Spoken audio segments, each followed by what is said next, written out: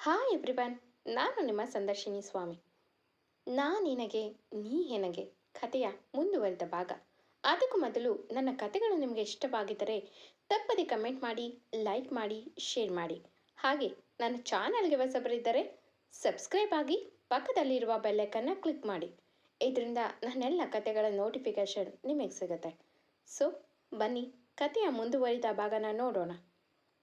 Episode 57. ಇಂದಿನ ಸಂಚಿಕೆಲೆ ಇಂದು juice ಕುಡಿದು ಸರಿಯಮ್ಮ ಎಂದು ಎದ್ದು ತನ್ನ ರೂಮ್ಗೆ ಹೋದವಳಿಗೆ ಸ್ವರ್ಣ ಅವರ ಮಾತು ಮನಸ್ಸಿಗೆ ನಾಟಿತಂತೂ ಸುಳ್ಳಲ್ಲ. ಹಾಗೆ ಅಗಸ್ತಿನ ಬೆಡ್ ಮೇಲೆ ಮಲಗಿ ಒಮ್ಮೆ ಆ ಸೆಟ್ನಲ್ಲಿ ನಡೆದ ಶೂಟ್ ಬಗ್ಗೆ ಯೋಚಿಸುತ್ತಾ ಹಾಗೆ ಮಲಗಿದ್ಲು. ಯಾರೋ ಕರೆದಂತೆ ಫೀಲ್ ಆಗಿ ಎಚ್ಚರವಾಗಿ ಕಣ್ಬಿಟ್ಟು ನೋಡಿದ್ರೆ ಅಗಸ್ತ್ಯ ಹೀಗೆ ಯಾರಾದರೂ ಮಲಗ್ತಾರಾ, ಮೊದಲು ಫ್ರೆಶ್ ಆಗಬೇಕು ತಾನೆ ಎಂದು ಟವಲ್ನಲ್ಲಿ ಮುಖ ಒರೆಸುತ್ತಾ ನಿಂತಿದ್ದ ಹುಡುಗ ಇಂದು ಮುಂದೆ ಮುಂದೆ ಇಂದು ಕಣ್ಣು ಪಿಳಿಪಿಳಿ ಬಿಡುತ್ತಾ ನೀವು ಎಂದರೆ ಅಗಸ್ತ್ಯ ಹುಬ್ಬುಗಂಟಿಕೆ. ಹಾಂ, ನಾನೇ ಎಂದವನು ಊಟನೂ ಮಾಡಿದೆ, ಅದೆಷ್ಟು ನಿದ್ದೆ ಮಾಡಿದ್ಯಾ, ಟೈಮ್ ಎಷ್ಟು ಗೊತ್ತಾ ಎಂದ. ಇಂದುಗೆ ಈಗಲೂ ಅಗಸ್ತ್ಯ ಮಾತಾಡ್ತಿರೋದು ಒಂದು ಕನಸು. ಇಂದು ಹೌದಾ ಎಂದು ಮತ್ತೆ ತಿರುಗಿ ಮಲಗಿದ್ಲು. ಆದರೆ ಅಗಸ್ತ್ಯ ಇಂದು ಎಂದು ಅವಳ ಶೋಲ್ಡರ್ ಹಿಡಿದು ಎನಫ್ ಎತ್ತೇಳು, ಸಚ್ ಎ ಬೋರಿಂಗ್ ಎಂದು ಎತ್ತೇಳು ಮೇಲೆ ಎಂದು ಅವಳ ಭುಜ ಹಿಡಿದು ಅಲುಗಾಡಿಸ್ದ. ಈಗ ಹಿಂದುಗೆ ಇದು ಕನಸಲ್ಲ, ರಿಯಲ್ ಅನ್ನೋ ನೆನಪಾಗಿ ಕಣ್ಣು ಬಿಟ್ಟು ತಕ್ಕೆಂದು ಎದ್ದು ಕೂತು ಒಮ್ಮೆ ಅಗಸ್ತ್ಯನ ಮುಖ ನೋಡಿದ್ಲು. ಗಾಬರಿಯಲ್ಲೇ ಎದ್ದಂತ ಹುಡುಗಿ ನೋಡಿದ ಅಗಸ್ತ್ಯ ಏನಾಯ್ತು ಎನ್ನುವಂತೆ ಹುಬ್ಬರಿಸ್ದ. ಇಂದು ಏನಿಲ್ಲ ಎಂದು ತನ್ನ ಕೂದಲನ್ನು ಸರಿ ಮಾಡಿಕೊಂಡು ಸಾರಿ ಎಂದಳು ತಲೆ ತಗ್ಸಿ. ಅಗಸ್ತ್ಯ ಸಾರಿ ಸಾರಿ ಯಾಕೆ ಎಂದ. ಇಂದು ಅದು ನೀವು ಬಂದಿದ್ದು ಗೊತ್ತಾಗಿಲ್ಲ ಸೋ ಎಂದು ಎದ್ದೇಳಕ್ಕೆ ಹೋದವಳು ನಿತ್ಯ ಕಣ್ಣು ತುಂಬಿದ್ರಿಂದ ಬ್ಯಾಲೆನ್ಸ್ ತಪ್ಪಿ ಬೀಳುತ್ತಿದ್ದವಳ ಭುಜ ಹಿಡಿದು ಹೇ ಕೂಲ್, ಆರಾಮಾಗಿ ಕೂತ್ಕೊಂಡು ಆಮೇಲೆ ಹೋಗು, ಈಗ ನಾನೇನು ಬೈದ್ನಾ, ಫ್ರೆಶ್ ಆಗಿ ಮಲಗಿದ್ರೆ ಇನ್ನೂ ನಿದ್ದೆ ಚೆನ್ನಾಗಿ ಬರ್ತಿತ್ತು ಅಂದೆ ಅಷ್ಟೇ, ಅದಕ್ಕೆ ಯಾಕೆಷ್ಟು ಗಾಬರಿಲಿ ಎದ್ದೆ ಎಂದ. ಇಂದು ಹಾಂ ಹಾಂ ಹಾಂ ಎಂದು ತಲೆ ಆಡಿಸಿ ಅವನಿಂದ ಬಿಡಿಸ್ಕೊಂಡು ಹೋಗ್ತಾಳೆ. ಅಗಸ್ತ್ಯ ಅವಳು ಹೋಗಿದ್ದು ನೋಡಿ ಪಾಪ ನಿದ್ದೆಲಿದ್ದು ಅನಿಸುತ್ತೆ, ನಾನು ಎಬ್ಬಿಸ್ಬಾರ್ದಿತ್ತು ಅವಳನ್ನ ಎಂದುಕೊಂಡ.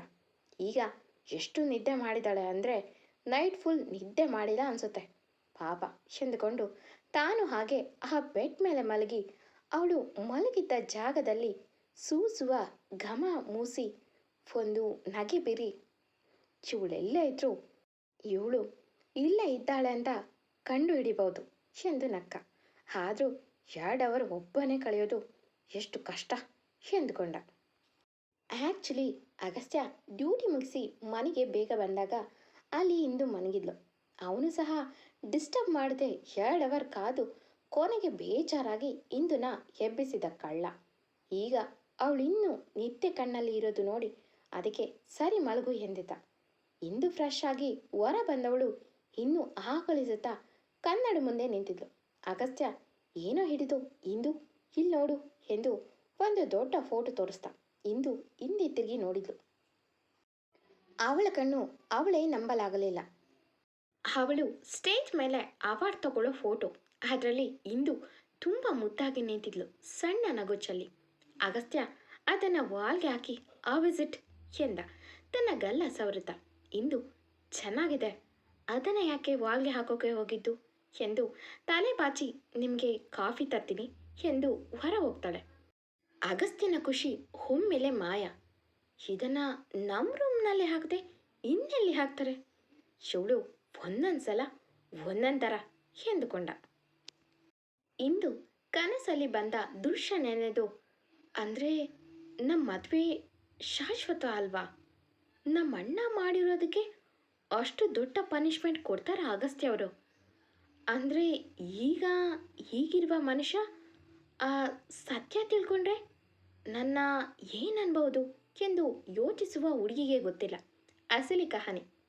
ಅವಳಿಗೆ ಏನೂ ತಿಳಿದೆ ಅರ್ಧ ಕಂಡ ಕನಸನ್ನು ನೆನೆದು ಹೀಗೆ ಅಂದುಕೊಳ್ಳೋ ಹುಡುಗಿ ದಾಮೋದರ್ ಮಾಡಿರುವ ಕೆಲಸ ಎಂಥದ್ದು ಎಂದು ತಿಳಿದ್ರೆ ಹೇಗೆ ಸಹಿಸ್ತಾಳೋ ಆ ಆಘಾತನ.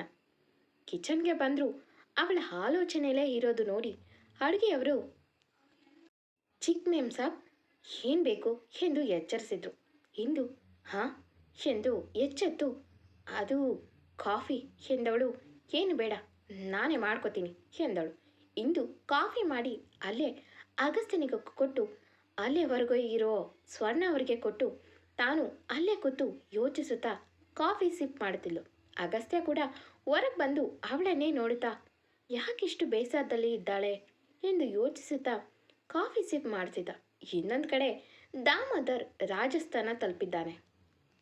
ದಾಮೋದರ್ ಏನು ಹುಡುಕಿ ಬಂದಿದ್ನೋ ಅದಿನ್ನೇನು ಅವನ ಕೈ ಬೆರಳಲ್ಲಿ ಎಡಗೋದ್ರಲ್ಲಿತ್ತು. ದಾಮೋದರ್ ಹುಡುಕಿ ಹೋಗಿರೋದು ಸಿಕ್ಕಿದ್ರೆ ಹಿಂದೂ ಜೀವನ ಯಾವ ಪರಿಸ್ಥಿತಿ ಬೇಕಾದರೂ ತಲುಪೋದಿತ್ತು. ಇಂದು ಅವಳು ಮತ್ತೆ ಅಗಸ್ತ್ಯ ದೂರ ಆಗುವ ಕನಸು ನನಸಾಗುತ್ತೆ ಅನ್ನೋದರಲ್ಲೇ ಆಶ್ಚರ್ಯ ಇಲ್ಲ. ದಾಮೋದರ್ ತನ್ನ ಸ್ವಾರ್ಥಕ್ಕಾಗಿ ಹುಡುಕಿ ಹೋಗಿದ್ದಾನೆ. ಆದರೆ ಇದರಿಂದ ಇಂದು ಬಾಳಿನಲ್ಲಿ ಹೇಳುವ ಬಿರುಗಾಳಿ ಅರಿವಿಲ್ಲ ಅವನಿಗೆ. ಅಗಸ್ತ್ಯ ಮೊದಲು ಇಷ್ಟ ಇಲ್ಲ ಎಂದು ಮದುವೆ ಆದವ. ಈಗ ಸ್ವಲ್ಪ ಸ್ವಲ್ಪ ಬದಲಾಗ್ತಿದ್ದಾನೆ. ಆದರೆ ಮುಂದೆ ಈ ಬದಲಾವಣೆ ಹುಸಿಯಾಗುತ್ತೆ ಅನ್ನೋದರ ಅರಿವಿಲ್ಲದೆ ಇಂದು ಖುಷಿಗಾಗಿ ತನಗಿಷ್ಟ ಇಲ್ಲದ ಫೀಲ್ಡ್ನಲ್ಲಿ ಕೆಲಸ ಮಾಡೋಕ್ಕೆ ಒಪ್ಪಿದ್ದಾನೆ. ಇವರಿಬ್ಬರ ಮಧ್ಯೆ ಇರುವುದು ಏನು ಎನ್ನುವ ಪ್ರಶ್ನೆಗೆ ಉತ್ತರ ಸಿಗುತ್ತಾ? ಆ ವಿಧಿಯಾಟದಲ್ಲಿ ಏನಿದೆ ಅನ್ನೋದು ಇಂದುಗೆ ತನ್ನ ಫ್ಯೂಚರ್ ಕನಸಿನಲ್ಲಿ ಕಂಡಿದೆ. ಸ್ವರ್ಣ ಅವರು ಇಂದು ಯಾಕಮ್ಮ ಹೀಗೆ ಬೇಜಾರಾಗಿದೆಯಾ ಎಂದರು. ಅವಳ ಸೈಲೆಂಟ್ ನೋಡಿ ಇಂದು ಏನಿಲ್ಲ ಅಮ್ಮ ಎಂದಳು. ಸ್ವರ್ಣ ಅವರು ತವರು ಮನೆ ನೆನಪಾಯ್ತಾ ಎಂದರು ಡೈರೆಕ್ಟಾಗಿ. ಇಂದು ಒಮ್ಮೆ ಅವರ ಮುಖ ನೋಡಿ ತನ್ನ ಭಾವನೆಗಳನ್ನು ತುಂಬ ಚೆನ್ನಾಗಿ ಅರ್ಥ ಮಾಡ್ಕೊಳ್ತಾರೆ ಅಮ್ಮ ಎಂದವಳು ಸ್ವರ್ಣ ಅವರನ್ನೇ ನೋಡುತ್ತಾ. ಇವರಿಗೂ ನನಗೂ ಇರುವ ಸಂಬಂಧ ಅತ್ತೆ ಸೊಸೆದು. ಆದರೆ ನಮ್ಮಿಬ್ಬರ ಮಧ್ಯೆ ಇರುವ ಈಗಿನ ಸಂಬಂಧ ತಾಯಿ ಮಗಳಂತೆ ಎಂದುಕೊಂಡು ಅಮ್ಮ ಎಂದು ಕತ್ತಾಡಿಸಿದ್ಲು. ಸ್ವರ್ಣ ಅವರು ನೀನೇನು ಚಿಂತೆ ಮಾಡಬೇಡ, ಅಲ್ಲಿ ನಮ್ಮ ಅಣ್ಣ ಇದ್ದಾನೆ, ಆದಷ್ಟು ಅವರು ಬಂದ ತಕ್ಷಣ ನಮಗೆ ತಿಳಿಸ್ತಾನೆ, ಅವ್ರ ಬಗ್ಗೆ ಯೋಚಿಸ್ಬೇಡ, ಅವರೇನೋ ಚಿಕ್ಕವರಲ್ಲ, ಸ್ವಲ್ಪ ದಿನ ದೇಶ ಸುತ್ತಕೊಂಡು ಬರಲಿ ಬಿಡು ಎಂದು ನಕ್ಕು. ಅಗಸ್ತ್ಯ ಏನಾದರೂ ಹೇಳಿದ್ನಾ ಎಂದರು. ಇಂದು ಯಾವುದರ ಬಗ್ಗೆ ಅಮ್ಮ ಎಂದಳು. ಸ್ವರ್ಣ ಅವರು ದೀಪಕ್ ತಂದೆ ತಾಯಿ ಬಗ್ಗೆ ಎಂದರು.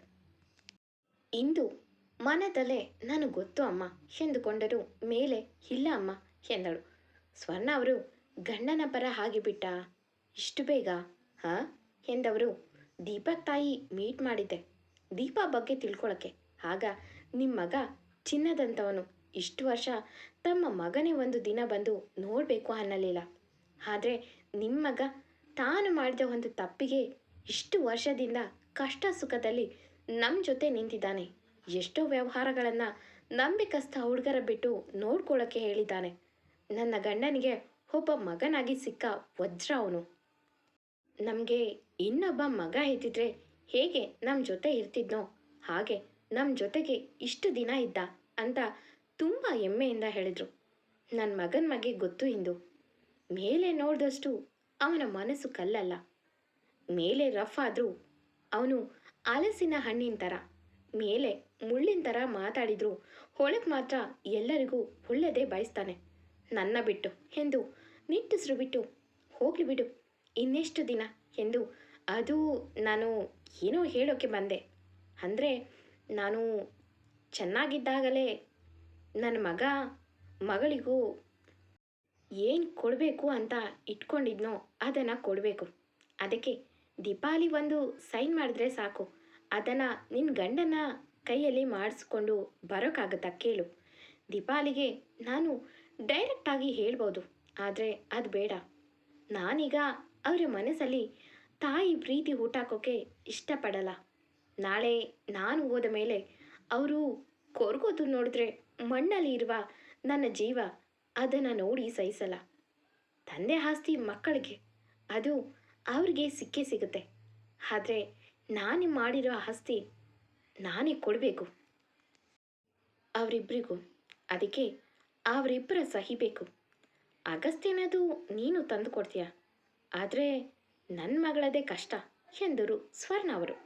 ಹಿಂದೂ ಹುಬ್ಬೇರಿಸಿ, ಅಮ್ಮ ನಾನು ಯಾವಾಗ ಅವರ ಸಹಿ ಹಾಕಿಸಿ ಕೊಡ್ತೀನಿ ಅಂತ ಹೇಳಿದೆ ಎಂದು ಯೋಚಿಸ್ತಿದ್ರೆ ಸ್ವರ್ಣ ಅವರು ನಕ್ಕು, ಹೆದರ್ಬೇಡ, ಅವನು ನೀನು ಕೇಳಿದ್ರೆ ಸೈನ್ ಹಾಕೇ ಹಾಕ್ತಾನೆ, ನನಗೆ ಆ ನಂಬಿಕೆ ಇದೆ. ಹೀಗೇಳು, ನಾಳೆ ಶೂಟಿಂಗ್ ಯಾವುದಿದೆ? ಅವನ ಜೊತೆ ಹ್ಯಾಕ್ ಮಾಡ್ತಿದ್ಯಾ ಅಂದರೆ ನನಗೂ ಚಿಂತೆ ಇಲ್ಲ ಎಂದವರು ಆ ಭರತ್ ಕುಲಕರ್ಣಿಯಿಂದ ಹುಷಾರಾಗಿರು. ಅವನು ಬಟ್ಟೆ ಬದಲಿಸುವಷ್ಟು ಈಸಿಯಾಗಿ ಹುಡುಗಿರನ್ನ ಬದಲಾಯಿಸ್ತಾನೆ. ಇಂದು ಮುಖ ನೋಡಿದವರು ನನಗೆ ಗೊತ್ತಿದೆ ನನ್ನ ಸೊಸೆ ಬೆಂಕಿ ಅಂತ. ಆದರೆ ಅಂಥವರ ಜೊತೆಯಲ್ಲಿ ಮಾತಾಡಿದ್ರೂ ಲೋಕದ ಕಣ್ಣಿಗೆ ಅದೇ ದೃಷ್ಟಿನಲ್ಲಿ ಕಾಣುತ್ತೆ. ಹಾಗೆ ಚೌಧರಿ, ಅಮರ್ ಚೌಧರಿ ಹೇಗೆ ನಿನ್ನ ಜೊತೆ ಮಾತಾಡ್ತಾನಾ ಎಂದರು. ಇಂದು ಅಷ್ಟೇನೂ ಇಲ್ಲ ಅಮ್ಮ ಎಂದಳು. ಸ್ವರ್ಣ ಅವರು, ಒಬ್ಬ ತಾಯಿಯಾಗಿ ಹೇಳ್ತೀನಿ, ಅವನ ಜೊತೆ ಆದಷ್ಟು ಅಗಸ್ತ್ಯನ ಮುಂದೆ ಮಾತಾಡದೇ ಇರೋದೇ ಒಳ್ಳೆಯದು. ಅವನಿಗೆ ಆ ಚೌಧರಿ ಫ್ಯಾಮಿಲಿ ಅಂದರೆ ಆಗಲ್ಲ ಎಂದರು ದೂರದೃಷ್ಟಿ ನೆಟ್ಟು. ಎಂದಿನಂತೆ ಕತೆ ಮುಂದುವರಿಯುವುದು. ಈ ಕತೆ ನಿಮಗೆ ಇಷ್ಟವಾಗಿದ್ದರೆ ತಪ್ಪದೆ ಕಮೆಂಟ್ ಮಾಡಿ, ಲೈಕ್ ಮಾಡಿ. Thank you for watching.